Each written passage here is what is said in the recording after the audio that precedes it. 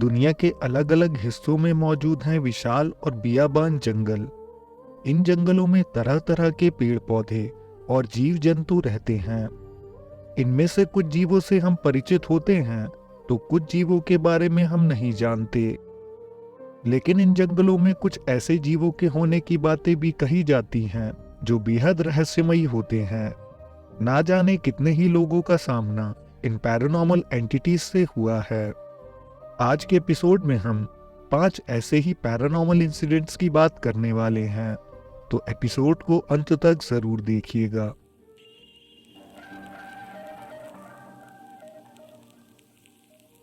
North west की native American tribes और सैलिश people के अनुसार जंगलों में एक खास तरह की स्पिरिट का वास होता है।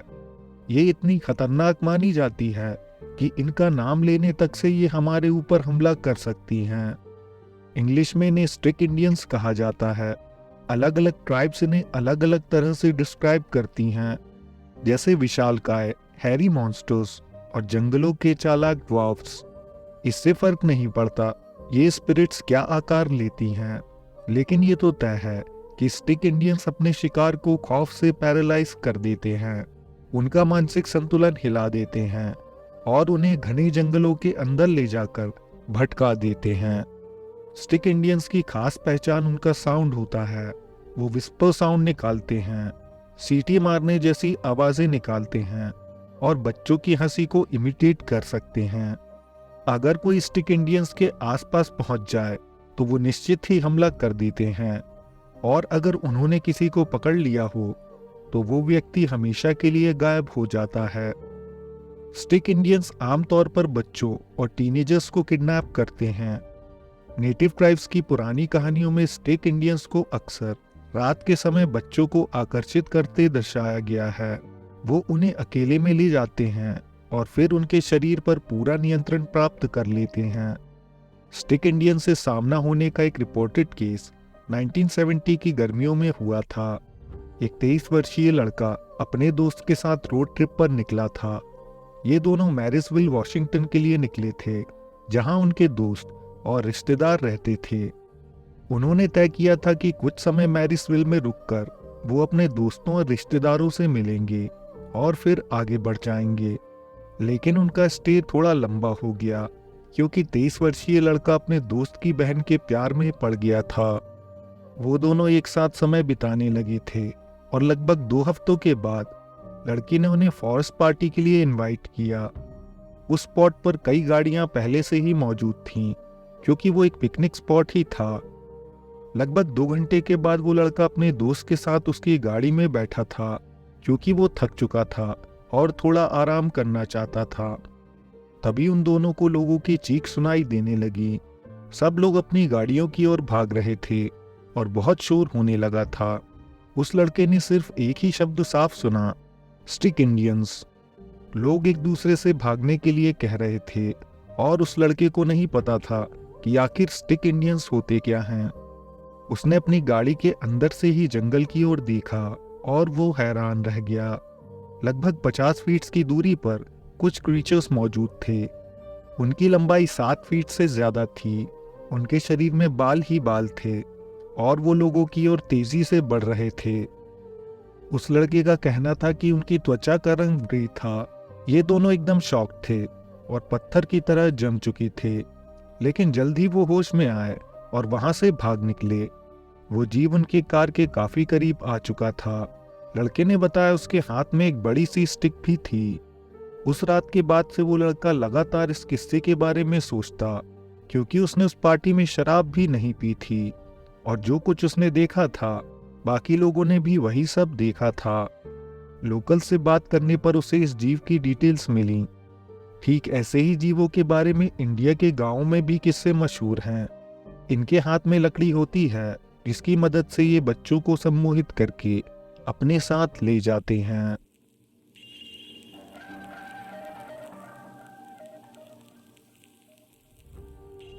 दोस्तों, क्लाउन्स हमेशा से बच्चों को हंसाने वाले आर्टिस्ट रहे हैं, लेकिन आजकल इनका संबंध हॉरर से जुड़ चुका है।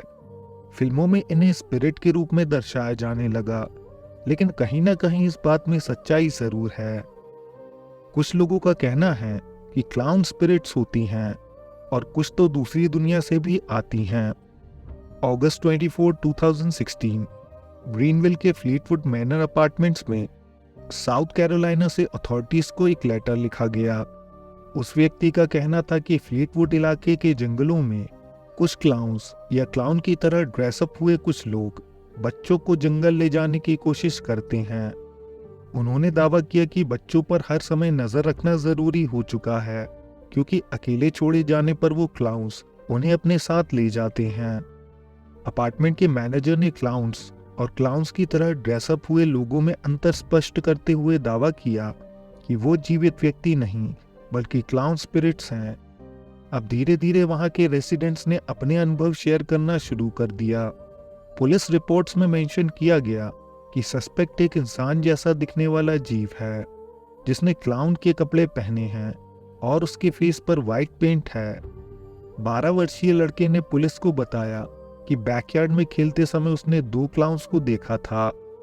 उसी रात एक दूसरे लड़के ने दावा किया कि रात के समय उसने क्लाउन को देखा जो जंगलों में अजीब साउंड्स निकाल रहा था और लड़के के करीब आता जा रहा था। बच्चा सीधे अपनी माँ के पास गया और उन्हें लेकर बाहर आया। हैरानी की बात थी कि माँ के सामने भी वो क्लाउन वहीं खड़ा था। महिला को देखकर वो जंगल के अंदर भाग गया, लेकिन ठीक उसी समय उस महिला के बड़े लड़के ने दरवाजे पर नॉक्स की और मोटी चेन के रगड़ने की आवाज सुनी थी। इस किस्से से साफ हो गया था कि फ्लीटवुड के रेसिडेंट्स पैरानॉर्मल से डील कर रहे थे। बेशक ये माना जा सकता है कि कुछ लोग अपना मानसिक संतुलन खो बैठते हैं और शायद ऐसे लोग क्लाउन्स बनकर जंगल में रहने लगें। हो सकता है ऐसे लोग बच्चों को अपने साथ ले जाकर उन्हें खत्म भी करते हों, लेकिन क्लाउन्स की ज्यादातर रिपोर्टेड साइटिंग्स ऐसी थी जहां क्लाउन्स लोगों के सामने से गायब हुए थे।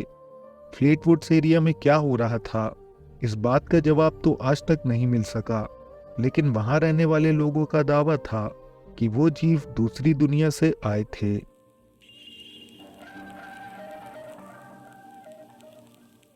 दोस्तों, हाल ही में टिकटॉक में एक तस्वीर काफी वायरल हुई। wits_wild नाम के यूजर ने इस तस्वीर को शेयर किया था। एक ऐसे क्रीचर की तस्वीर थी जो दूर से एक भेड़िए के जैसे लगती है, लेकिन करीब से एग्जामिन करने पर लगता है ये काफी अजीब जीव है। ये ट्रेल कैम में कैप्चर हुई तस्वीर है जिसे किसी वेयरवुल्फ की तस्वीर बताया जा रहा है। इसकी उंगलियों को ध्यान से देखें तो ये इंसानों की तरह लंबी हैं, जो कि किसी भी वुल्फ स्पीशीज में नहीं पाई जाती। इस जीव के दांत भी भेड़ियों की तरह नहीं बल्कि इंसानों जैसे नजर आ रहे हैं। इसके फेशियल फीचर्स में काफी कुछ इंसान से मिलता जुलता है। ये आधे इंसान और आधे भेड़िए जैसा लग रहा है।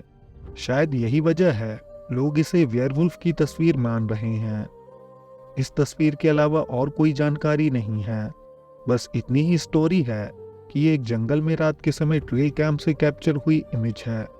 अब ये होक्स है या कोई लेजेंडरी क्रीचर, इसका फैसला आप खुद कीजिए और कमेंट्स में अपनी राय शेयर कीजिए।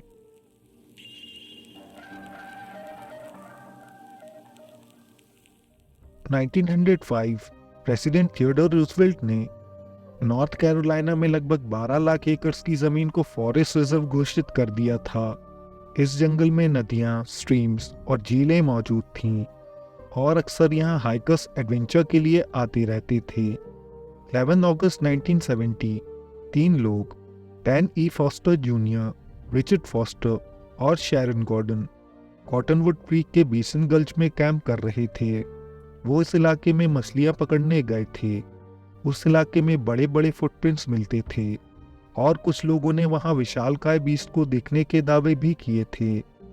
अब इन अफवाहों को सुनकर इन तीनों ने कैंप के आसपास कुछ मछलियां फेंक दी, ताकि अगर कोई ऐसा क्रीचर है तो उनके टेंट के करीब जरूर आएगा। सुबह होने तक उन्हें अंदाजा हो चुका था कि उन्होंने बहुत बड़ी गलती कर दी है।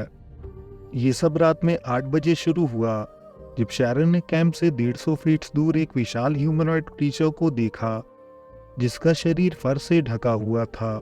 शैरन ने दोनों से कहा कि वो एक बिगफुट है। बैन तुरंत ही उस जीव के करीब जाने लगे ताकि वो उसे पास से देख सकें। वो आधी दूरी तय कर चुके थे और बिगफुट के थोड़ी दूरी पर खड़े थे। बैन उसे हैरानी से देख ही रहे थे कि उस जीव ने एक बड़ा पत्थर उठाया और बैन की ओर फेंका।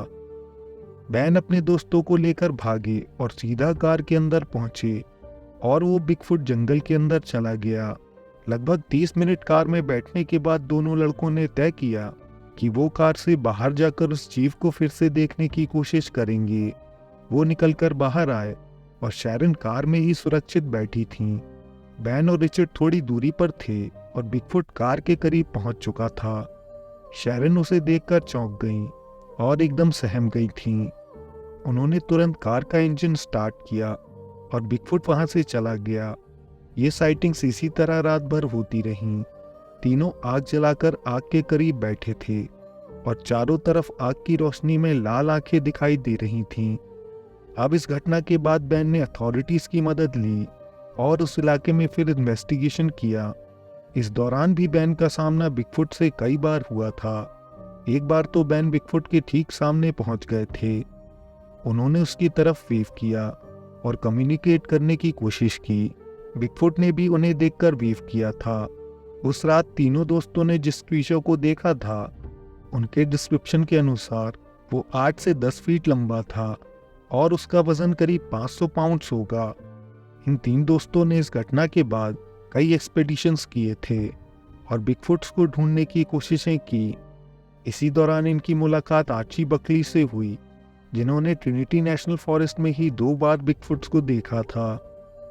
कैलिफोर्निया के जंगलों में बिगफुट की रिपोर्टेड साइटिंग्स शायद अफवाहों से कुछ ज्यादा हैं, क्योंकि इन 3 दोस्तों के अनुभव से पता चलता है कि बिगफुट उस इलाके में काफी एक्टिव हैं।